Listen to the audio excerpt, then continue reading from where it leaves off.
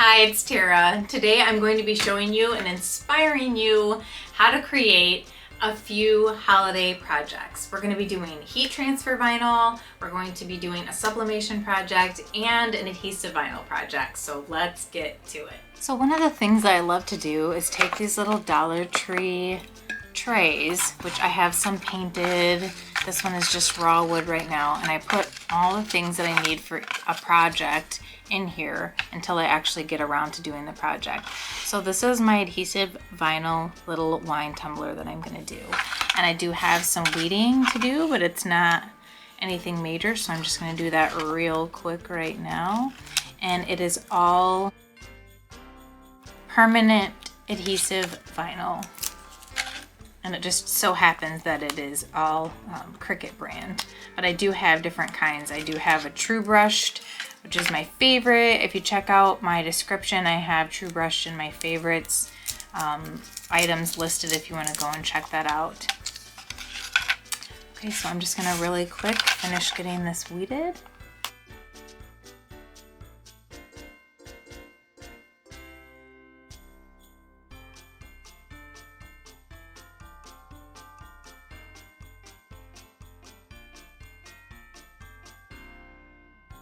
So I'm gonna weed my little candy cane here, and it has tiny little pieces.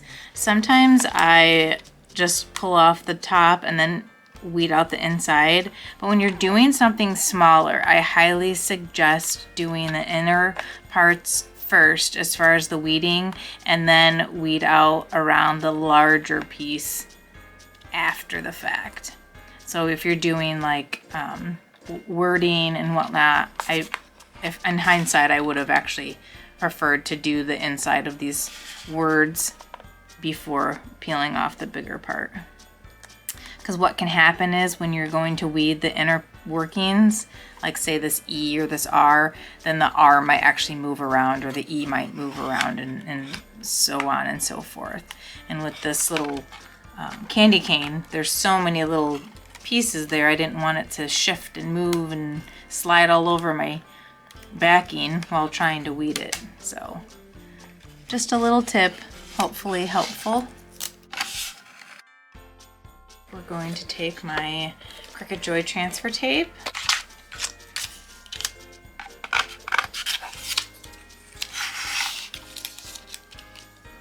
Okay, I'm just trying to see the size of this for my project to see how big of a piece of transfer tape I need.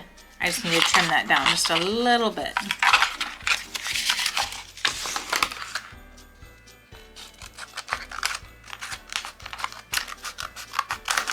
Okay, so what I'm going to do, instead of putting this on in different layers, I am going to open my transfer tape. And I'm going to lay these on here.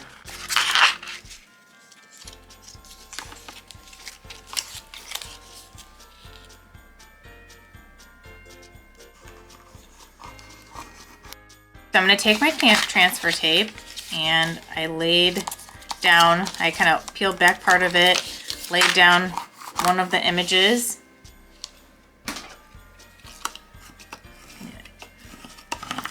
Burnish that on there, and then peel it back, and then I'm going to add the rest of this. So the little check mark is going to go inside of this box here at the bottom.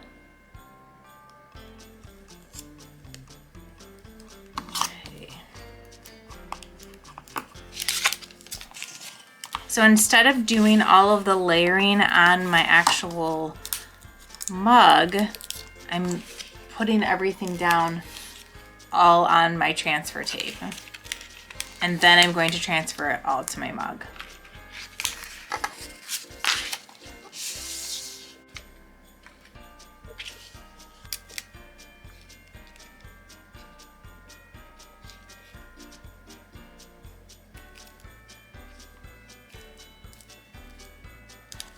Okay, I think that looks good. I'm gonna burnish that down. And then I'm gonna add my little candy cane.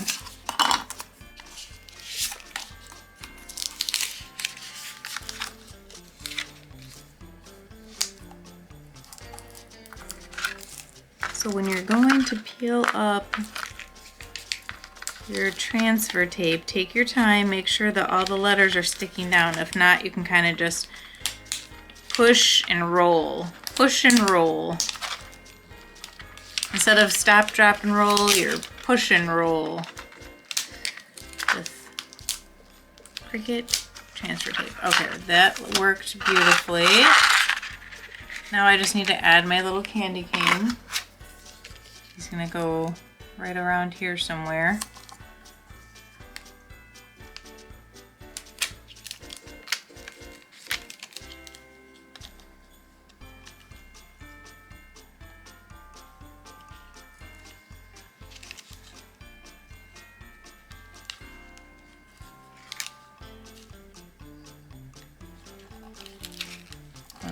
I like that.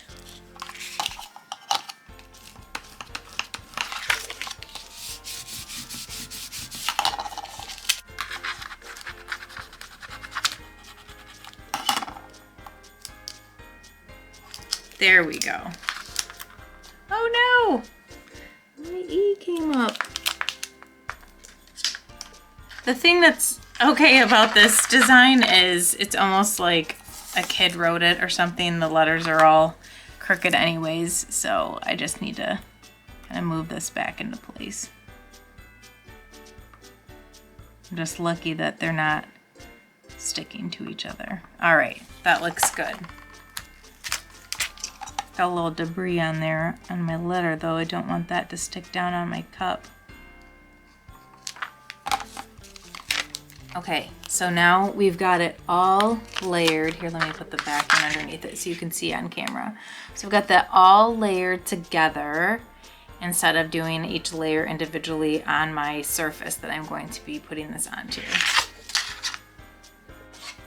And I like to use my little scraper tool here to hold my wine glasses in place. So I'm gonna set that right like that.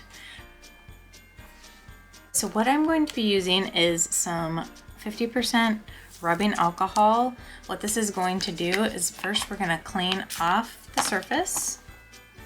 There's some little fuzzies on there. And my lid can be moved around. It's not fixed, so I can always, lining it up with the lid does not matter because my lid can move around. Then I'm gonna give another little spritz for what I call the wet method, and I'm going to line this up. Actually, I'm gonna trim my actual design a little bit here.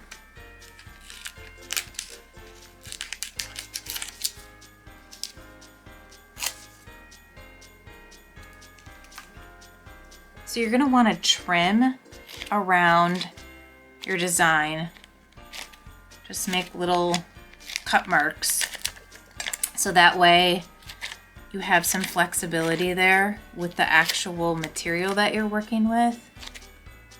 And what I like to do is work from the center out. So I'm going to lay this down, or I'm gonna kind of eyeball it to where I like it. And then I'm going to just bend it in the middle and start from the middle and then work out from there. So I'm gonna put my fingers down in the middle, just work out from there. And this is a curved surface, so curved surfaces are not always our best friend. And if the transfer tape kind of bubbles up, that is fine. We do not care if the transfer tape gets bubbled up. If you can see that on camera right here. What we want to make sure is that our adhesive vinyl is sticking down. And I think it's best to use our fingers first before trying to run over with a scraper tool because it's a lot kinder and you can feel a lot better than once that scraper tool gets going, especially when you're working with like fine little eye dots and little fine letters and things like that. Sometimes our scraper tools can be a little more aggressive than we might want them to be.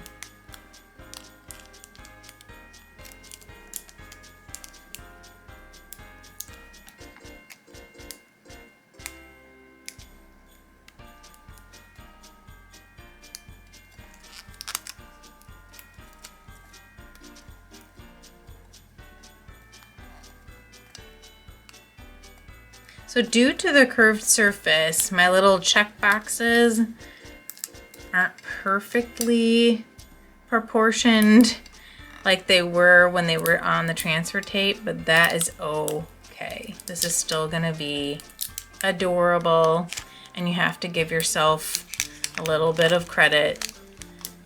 Crafting is not perfect, and it's hard if you have a perfectionist mind and you want things to go perfectly. And as far as the wet method, what just happened that I did not describe as I was doing it is helping limit the air bubbles underneath. So that little barrier of moisture underneath the adhesive vinyl and on top of the wine tumbler, whoops, as it tumbles away from me, helps create a little barrier that you can more easily push down and then remove the air bubbles. And honestly, I don't even see any. This True Brushed is a great material to use on wine tumblers or cup or mug projects. Just love this stuff. If you want to check it out, go ahead and click in my description in this video and look at the my favorite section, which is towards the bottom. I'll try to link some of the materials that I used in this video at the top part. Then you'll see some of my favorites, and then you'll also see some videos to check out in the description. How stinking cute is this? I love this. Okay, let's go. Keep going on to our next project.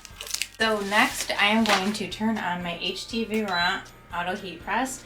I'm going to set my time and temperature to 330. Let me see if I have, yep, 330 for 30 seconds. That is what we're going to be doing for the glitter HTV. And one of the things that I'm doing is this cute little wine bag. I picked this up at Michael's, and they have kind of like a dollar spot like Target does. I forget how much it was, but it was on sale for just a couple bucks. And we're gonna be doing this cute little saying. It says, "This might get you on the naughty list." How perfect for the wine bottle. And the Cricut Design Space is where I found that image and design.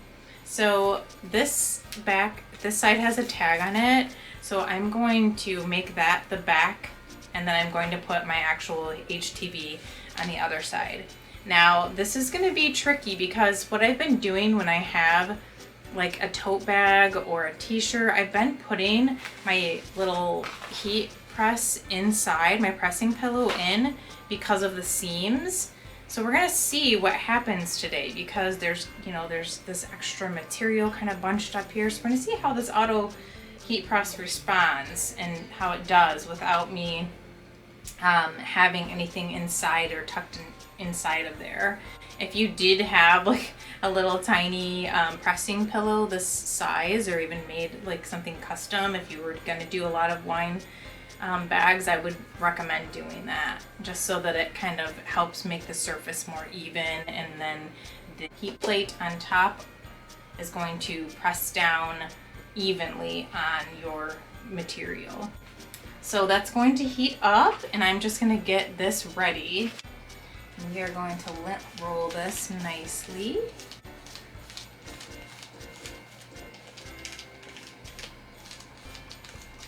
And then I'm going to line up my design.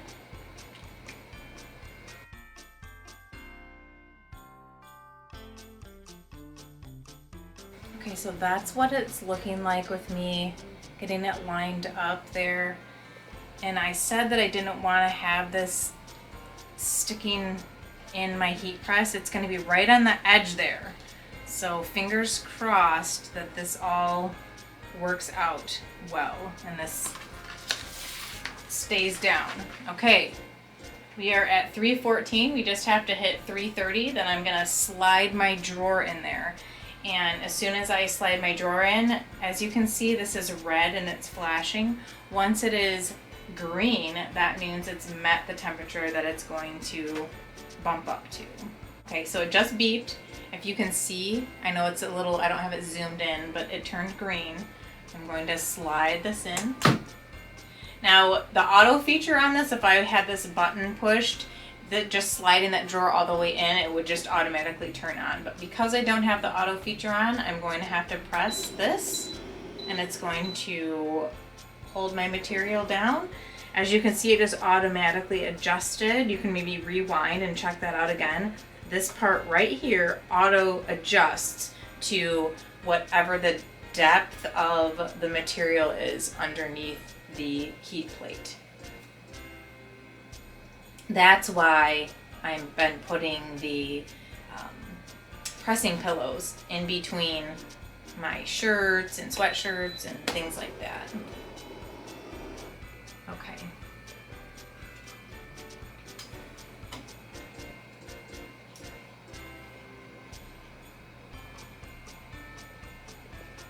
So it looks like this end, and this is more of like a warm peel or a cool peel. It does look like this end did not get cooked as much as I would have liked.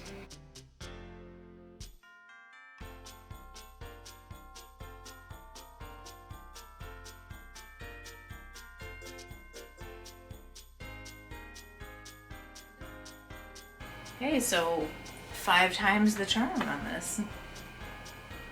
Check this out. So that was a learning curve for me. Definitely highly recommend putting washcloths inside of this to begin with from the get-go, or a small hand towel, and fold it up to bump all of this up so it'll raise it up nicely. So I'm loving this. I love the saying. What do you guys think? This is so freaking cute. I have to throw a nice bottle of wine in there and give it to some friends. We are going to move on to our next project, which is going to be a sublimation. So I found this image on the internet. I have this hanging up with my image all ready to go. I got this little sweatshirt, and it's something that's really thin. You're probably going to want to put something over or underneath it, like wear something underneath it, a little tank top or a camisole or something like that, over some like athletic wear. But it is a blank from Five Below, and it is 100% polyester, and anything that is a good high 90% to 100% is going to be perfect.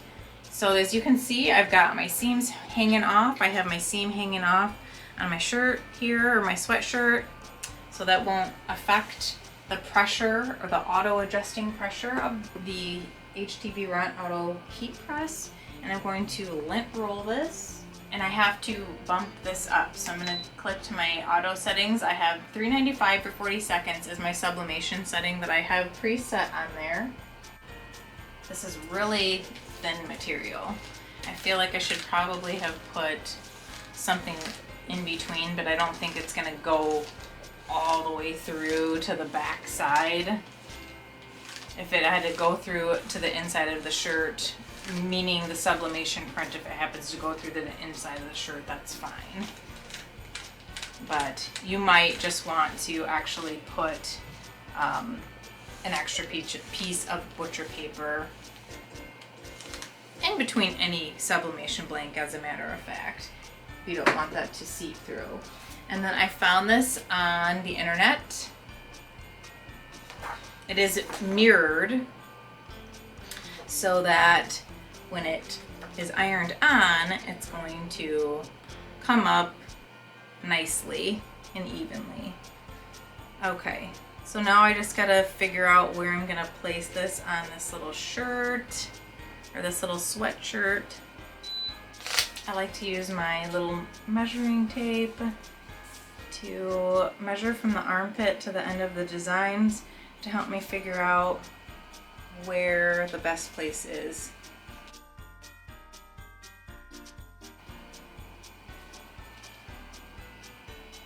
Okay, I think that looks good. Hopefully this is even. All right, and now I'm going to put butcher paper over this because it is going to soak up some of that sublimation ink. And I did not tape it down. I'm trusting that this is going to just push down and stay in place and not smear or ghost or anything. But if you're concerned about that, then I would use some heat resistant tape. Okay, and now I'm gonna hit sublimate, or hit sublimate. Hit the start button for that to sublimate. Now this is what would be considered a sublimation blank, so it has to be as close to 100% polyester as possible to have sublimation blank. I have a sublimation dedicated printer that requires sublimation ink that you can print images out and then heat press it. You cannot just directly heat press ink from an inkjet printer directly onto a surface. There is a different way to do that, but it requires a material that you have to put the ink onto, and that is not what we are doing here. This is sublimation. And I'm going to check my, now I can see the steam coming up. When you do sublimation, make sure that you open windows because it does go through a process to embed into your fabric. And it will release some toxic gases. I'm pretty sure those are not healthy for us to breathe in. Let me just check and make sure that this is sublimated before I pull it up.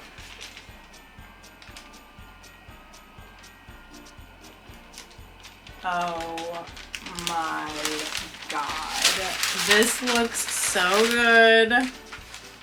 So I just want to show the original design has like a shadowed layer, so there's not ghosting on the image. There's actually black with gray shadow in the lettering. So I just wanted to point that out before I show you the finished product.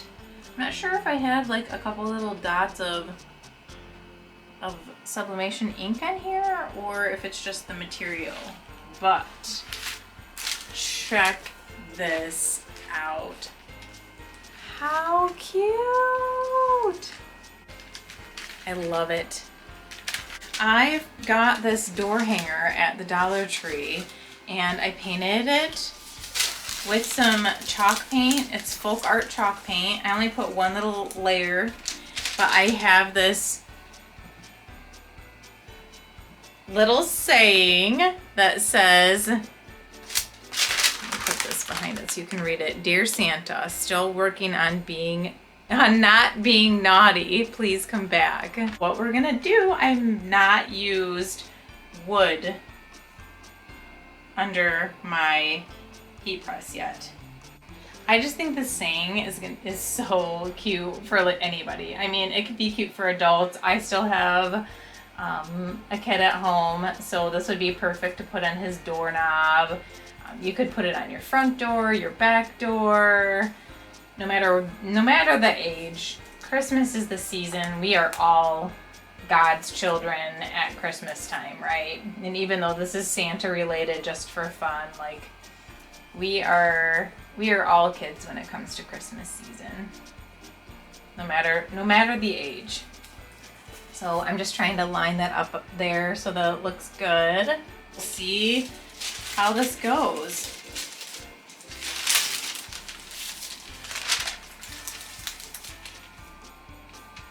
So I'm putting a piece of butcher paper on the bottom of this to protect my surface underneath, and then I'm going to put a piece of butcher paper over the top, and then I'm also going to put some Teflon over it. And I'm going to push this in. And you're going to hit start.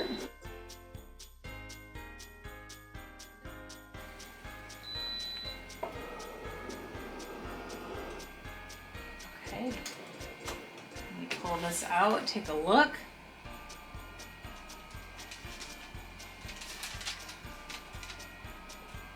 Okay.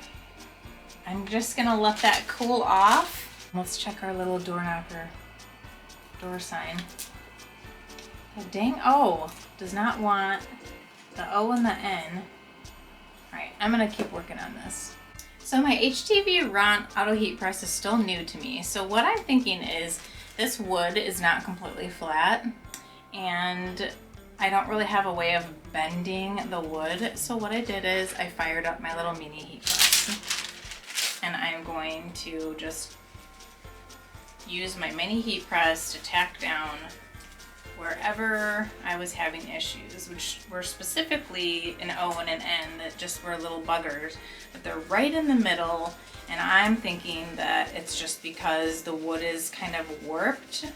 It's not completely flat, and for future projects like this on wood, that maybe the mini heat press is going to be the way to go if you don't have like a perfectly flat piece of wood, or else you would have to put something in the middle underneath it to try to prop it when that heat plate comes down, to try to almost kind of bend the wood a little bit. But I think that doing the little mini heat press is going to be the way to go with this. And I'm just kind of going over every little nook and cranny of it, but also hitting those stubborn spots. And hopefully we will have success. Okay, I'm just gonna let that cool off a second, and then we're finally gonna check on the final product with my wood sign.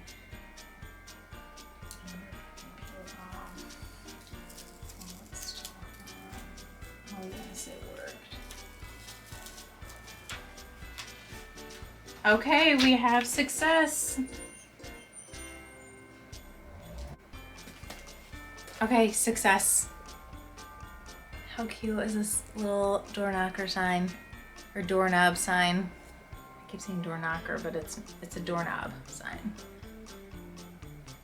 Dear Santa, still working on not being naughty, please come back. I love this. This might get you on the naughty list. So I hope you guys loved and enjoyed all of the projects that we created together today. I hope that it taught you some things. We learned some things along the way. My HTVRONT auto heat press is still new to me, so it's a learning experience every time I make a project. Thank you so much, and until next time, check out another one of my videos. And as always, if you found some benefit, hit the like button. I always appreciate it.